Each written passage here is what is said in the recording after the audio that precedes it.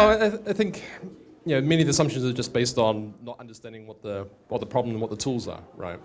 And if I sort of think back to the days of ISS, where ISS started this whole thing of having a bunch of professional hackers and breaking stuff, but that was part of the development team that were developing signatures for these types of systems. But it was always troublesome, especially when you have a team that's breaking stuff, finding new vulnerabilities, then the whole thing about disclosing vulnerabilities, when are you going to disclose them on time, how much time do you give the vendor to fix things. In the meantime, you've got to, those researchers are being funded by a team that's supporting a product, so you want to get that protection into the product before anyone else knows. So I think it's a complex system. And that's why I was sort of thinking of this, caution this machine has no brains, to use your own.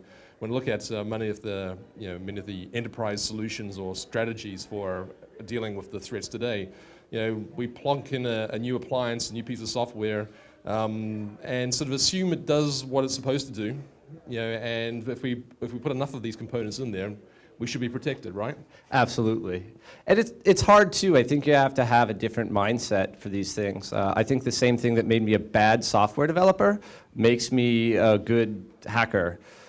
You really aren't thinking about building up the solution from the ground up and concentrating on its integrity. You're trying to find one little point of to destroy the integrity of the entire thing, right? As a builder, you have to be focused on building up this whole thing, whether it's a device or software or an escalator, and you have to ensure that it works, and you have to ensure that every piece at least works as designed.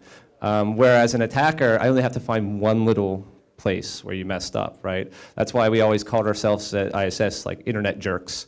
Because you made this beautiful thing, you made this beautiful operating system that works all the time, and we get to find one little hole and be like, ha ha ha, you're stupid, right? You have to be a jerk to do that, and it's harder to be on the defense than it is to go on the offense.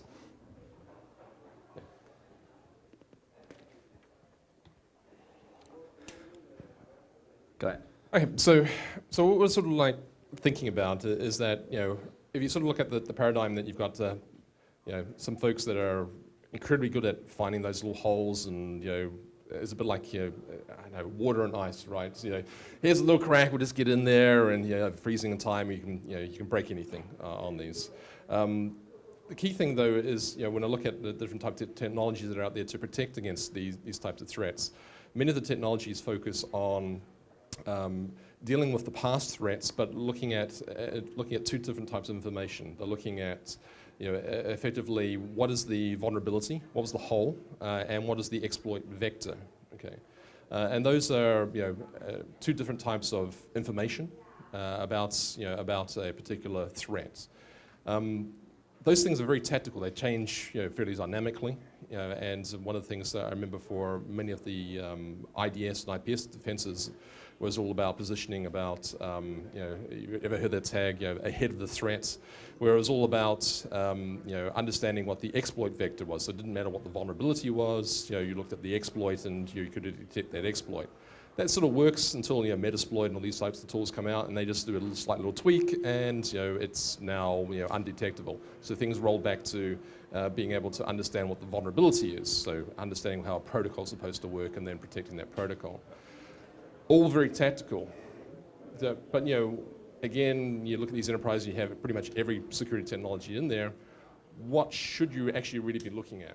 Yeah, and a lot of it ends up being drinking from the fire hose as well, right? There's all this data. I always ask this question to people, like, how many CVEs were there last year? And if someone gets a box if they know the exact number, right? Because no one does. There's a gazillion, and it's too hard to keep track of. It's something that's honestly takes a whole team just to keep track of the database of what they are, nonetheless, what the impact is and who's effective. So when you have all these things, it's hard enough just to integrate them into your environment and use them than it is to actually keep track of what flaws they have as well. Yeah, and so if you sort of if you're a CSO or responsible for managing that sort of security environment, today you sort of look around and I sort of pulled together some of some of these things. If you look at the data layer, so this is streaming data. So you can take the logs from your own equipment, or you can just buy these streaming data points. If you want a list of all the DNS transactions that are going on, all the domain registrations. So if you're worried about tracking particular APT threats and things like this, at the lowest level you could receive a data feed of all the new domain registrations. Great, that's one way of dealing with things. Those change quite quickly, though, right? I mean, quicker than I always love. I think a lot of us in the community are on our all the mailing lists, and you'll see someone ask for IP block requests for malicious wherever. So, like, well, by the time you get those, by the time someone's even told you about them, they've probably changed. So while it's neat information to have, I don't know how resourceful and impactful it actually is, because it's hard to act upon. Not saying it's useless, it's just hard to gather that information and apply it to better secure your environment. Yeah, it's a bit like cooking. It's like, well, here's the pasture with the wheat. Now go make some bread, right? Exactly. Start from that front. And then sort of look out. So that's the raw data. What if you do that first pass processing? Okay, so now we start dealing with the realm of information. So if I've spent an awful lot of time dealing with DNS, so I'll use some of those examples there. So at the lowest level, on the data level, if you're monitoring DNS, there are about 40 million changes of domain registrations per day, and about 5 million new domain registrations globally every day. Okay, so that's a lot of data. When you deal with information level, you start dealing with things like threat feeds, so things that are being processed at least at a more rudimentary level. So are these domain names that have been registered having a particular belonging to a particular country, or having particular keywords in there? And when we deal with vulnerabilities, the standard vulnerability threat feeds. So you sort of think of Secunia and all these sorts of guys that will provide the daily alerts of here are the 40 new vulnerabilities that were disclosed today in in a certain type of format. Yeah, and again, I think problems with this information is it's hard to digest. You end up getting a lot of information that probably can be used, that has impact for you, but separating the wheat from the chaff is hard to do again, because you do have this plethora of information. You have almost, if there's such thing, too much data, right? It's hard to make a decision based on the huge amount of data you can get, right? Correct, yeah. And so that information, if you're a security team, it's like, this is great. This is timely information, and this becomes part of almost like your help desk. This is the stuff that's sort of coming through on a daily basis. So these are the things that you just have a process for dealing with. Yeah, and as Gunter said before, remember that kind of vulnerability and exploit or attack vector are kind of two separate entities. If you get information about vulnerabilities, that's good, but if no one's leveraging those vulnerabilities to attack you, what priority should they take when you're fixing things, right? You want to protect against things that are either actively being attacked or have a history of actively being attacked. Yeah, and so moving up this pyramid, if you like, the intelligence side. So this is probably where the hot button. If you go down to the RSA, down to the floor there, you'll probably find, I guess, the two keywords, well, three keywords that are sort of going around there at the moment. Okay, first one, NSA. Okay, second one is big data, and the third one is intelligence. I think tactical might be put in there as well, somewhere. That sounds cool. Sounds like military grade stuff. Well, a few crosshairs or something like that. Right? Exactly. And so that intelligence one, there, you can go out today and you can select from maybe 200 plus vendors in the, from an English-speaking side, about 200 different vendors that will sell you some types of intelligence feeds, and those will be ranging from new signature updates, if you like the bleeding snort type way, they'll be monitoring the vulnerabilities, monitoring some of the exploits. So here is an aggregate of types of tools that you can use, through to dealing with anti-APTs. So here is this particular criminal organization. These are all the domains that are registered to them. This is their attack vectors. These are the tools that they use. These will become the intelligence of a particular threat or classes of threats. However, these are still, from a consumer perspective, how to use that intelligence. These are the threats of right this very second. You're expected to be able to use that to update your, anomaly detection system, update your other, signature-based systems, use that as part of your log analysis to understand whether or not you've been compromised or attack vectors. And they still suffer from out of bounds, right? I mean, with a lot of these feeds, I know that it's going to be, on a periodic basis, but attacks don't happen the second Tuesday of every month, right? I mean, there's not a schedule to attacking. So they suffer from kind of the out of bound nature of offensive computing that you can't always just wait. I know it's imperfect and a lot of it you can't do anything about, but it's just part of the game that we play as well. Yeah, and you're probably also seeing a lot of the discussions now about, well, as a security community, is there actually a community, or are we just sort of like solving our own particular problems? And if there is a community, what problems should we be working on together? And when I look at that thing, I again sort of roll back to this and sort of think about the wisdom parts. Okay, we've got some very, very smart people, and how do we use? Why, thank you. You're welcome. This time around, you owe me a beer for that one, right? Yeah. So tip your waitresses. So there are a pool of talent that are at that cutting edge. You could grab, I'd say probably maybe a third of the the usual sort of black hat speakers. The rest is like, how the hell did you get on stage? But bribery. Bribery. Yeah. Met someone in a bar. And so really looking at the wisdom part. So how do we go from it being tactical intelligence into strategic intelligence? What are the tools, techniques, avenues for information that can allow me or an organization to think 3 months, 6 months, 12 months down the road?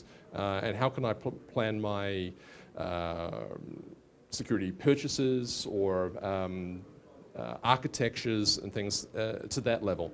Now, if you were able to tap, the likes of Chris's brain on the latest memory techniques or the automotive technology, so you've seen some of the presentations already on the automotive stuff.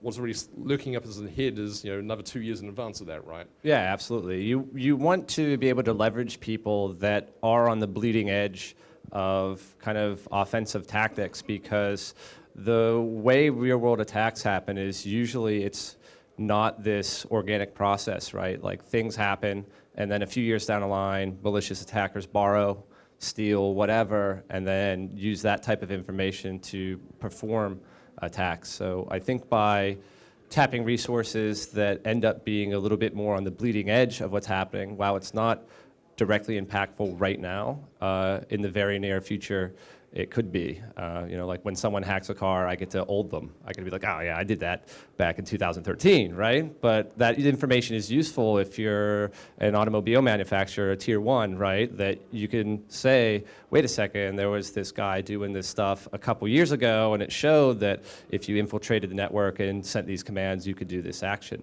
So this is the type of stuff that I think we really want to focus on, is using research methodologies to give you hopefully some vision into the future, what you can do to preempt some attacks. Because if you're just playing for what you're doing currently, right, it's always a losing battle. You're always going to be one step behind.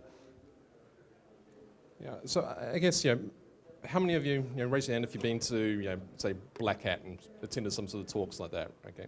So how many of those sort of talks have you sort of been to, seen these guys presenting on stage and thought like, that's a really cool vulnerability, that's a really cool talk, and then walked out sort of wondering, but is it actually, are people actually going to exploit that? Or is the person I just saw on stage talking about this new vulnerability, this new attack vector, is he the only person in the world that can actually do this?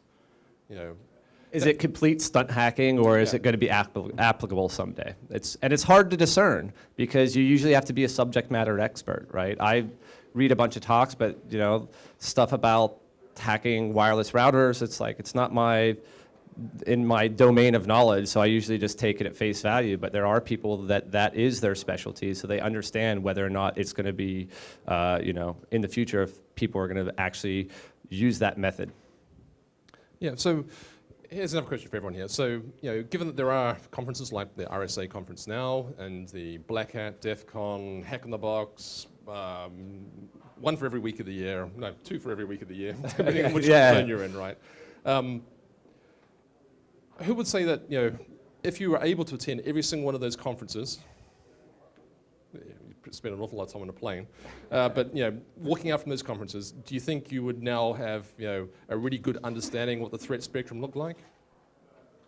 Anyone think that that's really valuable to them, apart from the bears and all that sort of thing, right?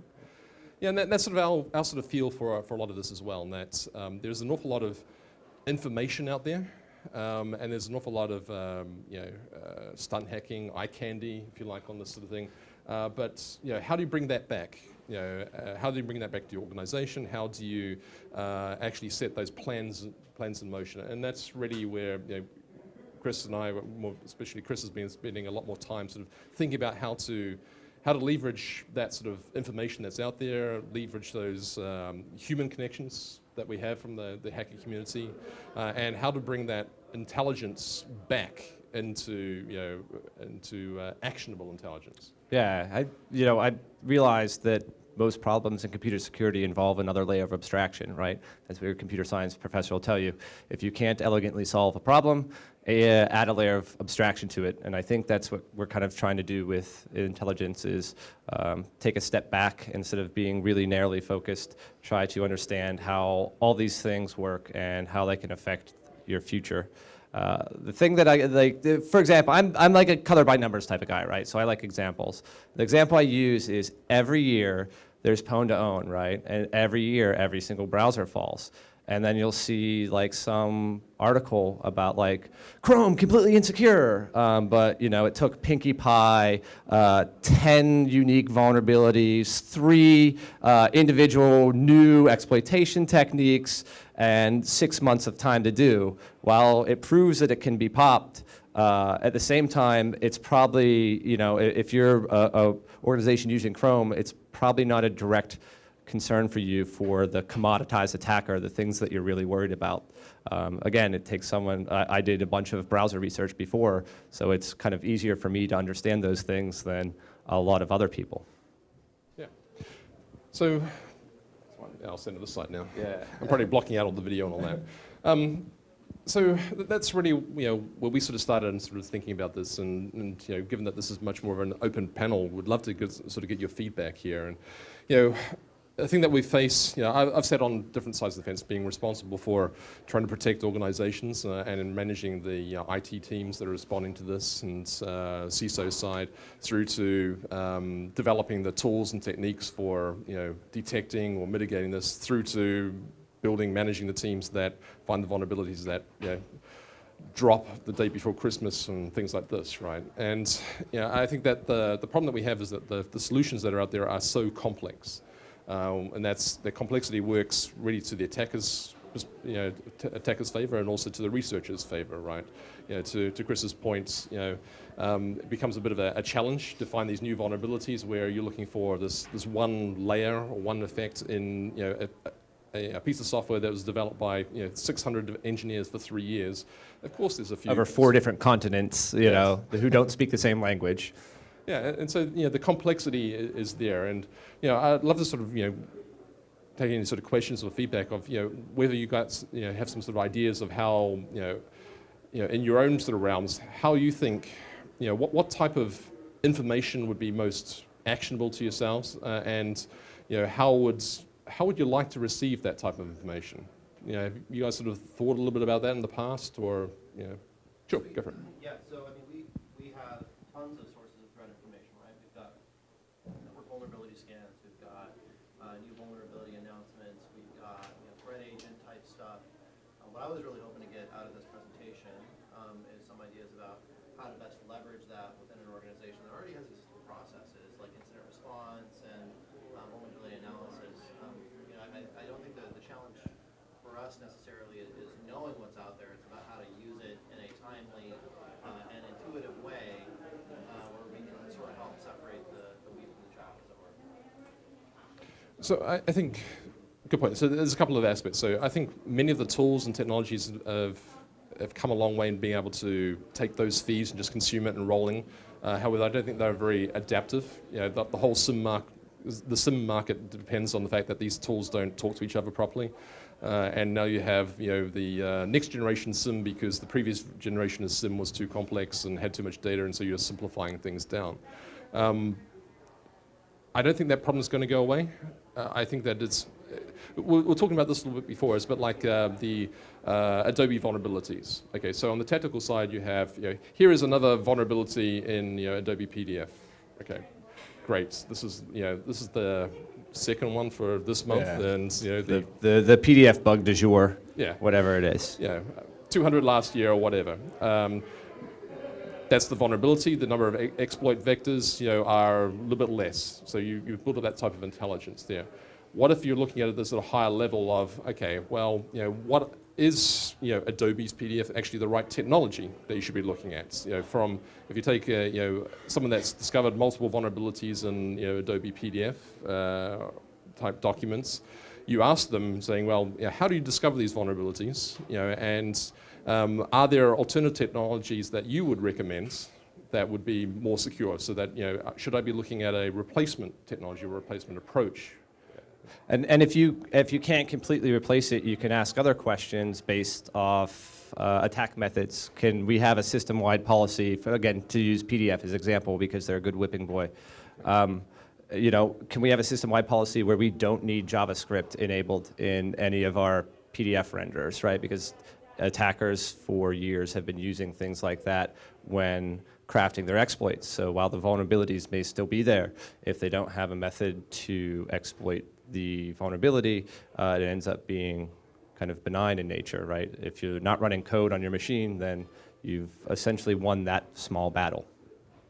Yeah, I mean, but to your point there, I mean, assuming that your organization already has, you know, a large pool of people that are monitoring, watching, reacting in this, does it, you know, from your own experience, or would you like to, you know, if you had a, you know, a pool of, you know, half a dozen researchers that were constantly looking at these, do you think that would add to the problem, or? It depends on the area. Yeah. So you were showing a pyramid, a hierarchy of intelligence earlier, right? Yes. Very specific and well structured at the bottom, and that stuff tends to be highly actionable, right? To the more broader 10,000-foot view stuff, what are the threat actors that we're facing today? What are the broader trends in the marketplace?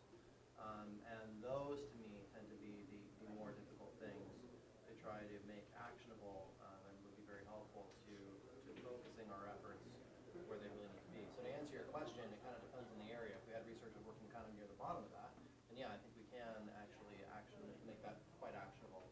But if we're looking more about broader, you know, things like, you know, IP reputation or understanding, you know, what the trends are with emerging threats, like I think, you know, POS malware, for example, seems to be a theme du jour. You know, understanding how to actionalize that, as it were, or to really put that into our existing processes and make that work better for us is a real challenge.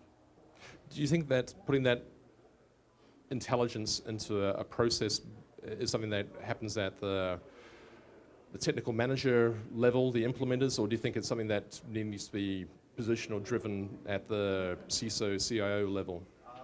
You know, I think that's up for some debate, and I was kind of curious to see where you guys felt on that as well. Yeah. Well, I mean, And other people too. yeah. I guess a good one would be like, if we take the research that you've been doing on the automotive sites. You know, you've had a chance to go around and meet pretty much the most technical people that are interested in the security topic in all the major, you know, automotive companies around the world. You know, how are they responding? You know, and you know, what level are they? Yes, I mean, so the people that end up being really into it are the technical people, most likely. But unfortunately for them, they can't really change the process. The people that I ended up talking to did end up being more general manager, C-level people that you would have to explain these types of things to get real actionable change. While the technical people were probably more apt at doing the change, getting the change to actually happen, really, it seemed, at least to me from talking to these people, required you know, a VP or general manager level or above to get the get the wheels turning for this process. I mean, I think it's unfortunate times because it does kind of stall the whole process, but it does seem to be the nature of the beast. Yeah, I mean, one thing I've noticed, and it's unfortunate when we talk about the stunt hacking side. I think that a key part has really been those stunt hacks do actually make it to the press, and the most action that I actually see, maybe not immediate, but it's a momentum thing. Is that frankly, if your research appears in USA Today and the BBC and all these sorts of things, then the C-levels or that level are actually driving the questions. So, for example, we did some research on banking applications, mobile banking applications. Okay,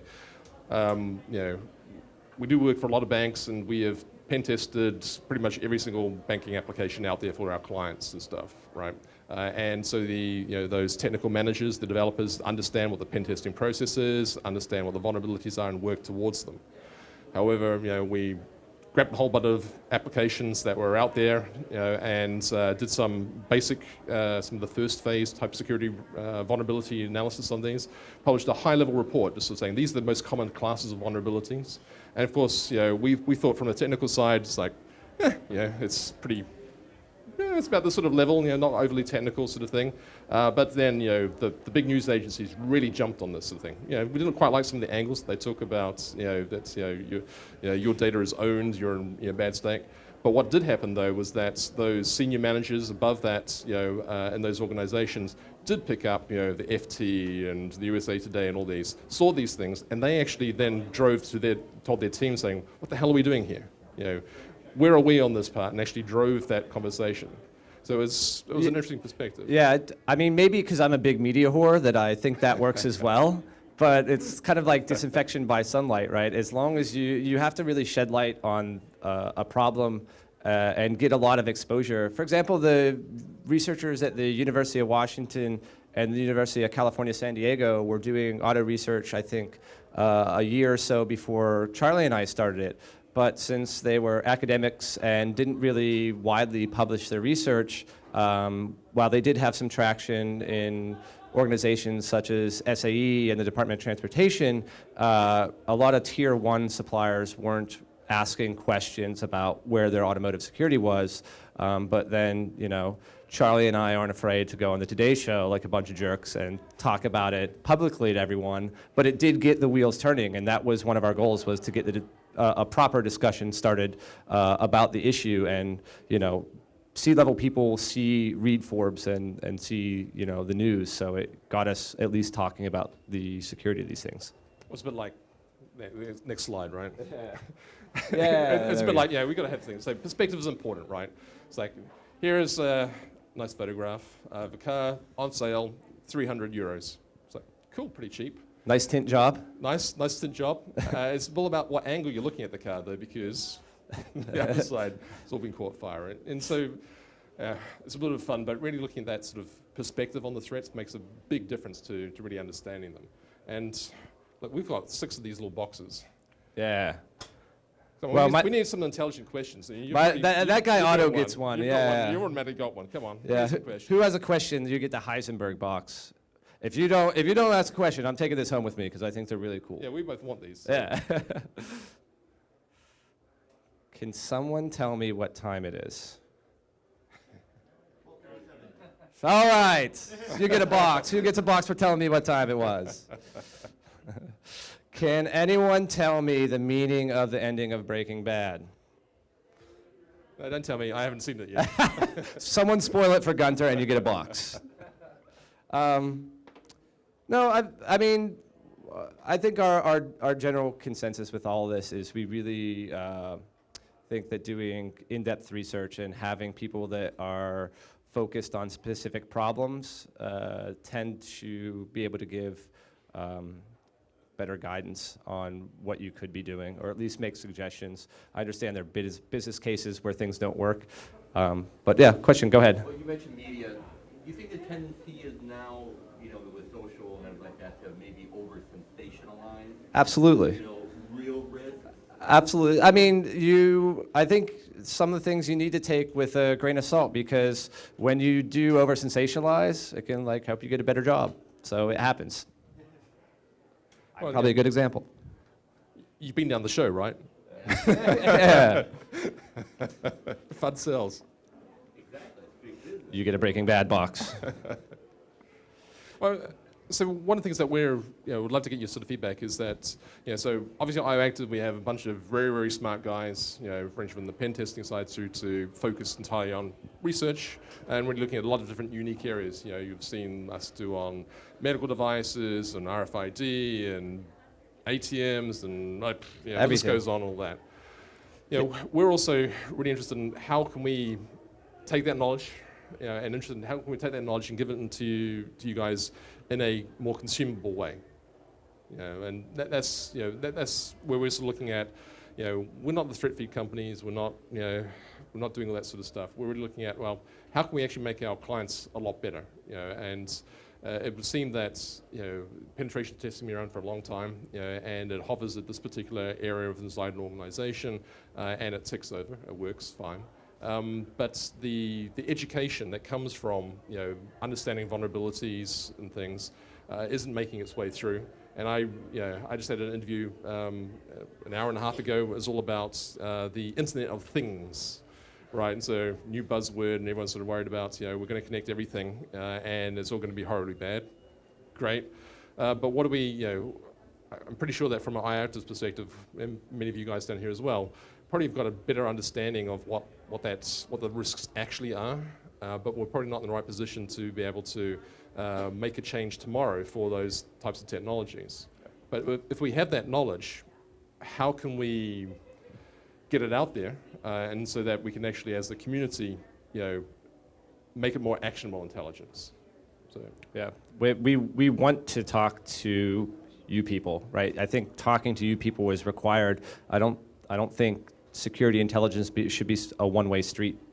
You shouldn't be just consuming things. You should be able to give feedback, and you should be able to explain your specific needs to whoever you're getting your information from. I think it'll make your organization better as a whole by doing that. Yeah. Any ideas? You get a box. We were starting to align our intel data with verticals as well, right? Because say hospitals have different concerns than a high-tech company, and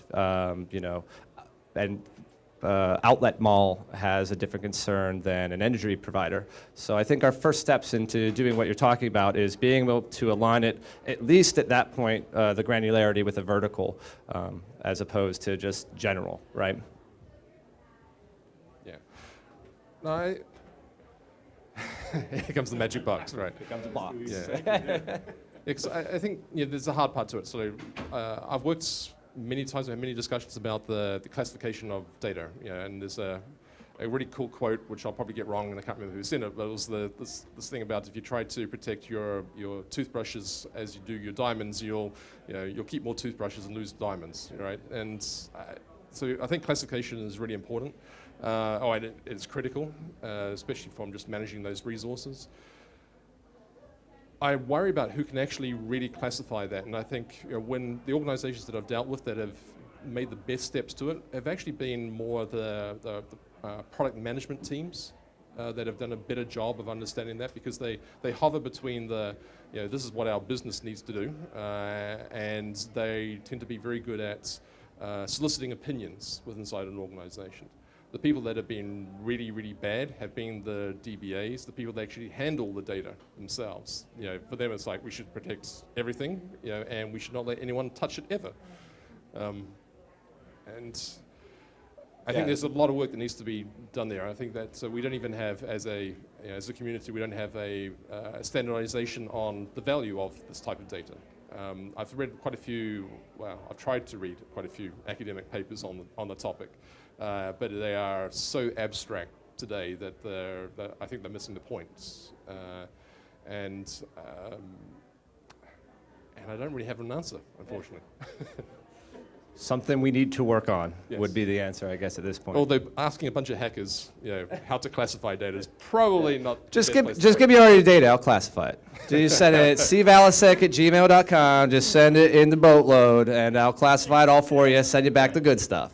Well, Perhaps we could just use the market, right? We just like put it all out in little bundles and see which gets the most value, and then we'll know what people are buying, right? Yeah, by putting it all in the black market and selling it, we will figure out which is the most valuable. There you go. Capitalism at its finest. I realize our time's up. Yeah. But we're going to be lingering because the bar's open. Yeah. And we'll be in town for the rest of the week. Yep, I'll be here. Thanks. Cheers. Thank Appreciate you, it. everyone. Cheers. Thanks.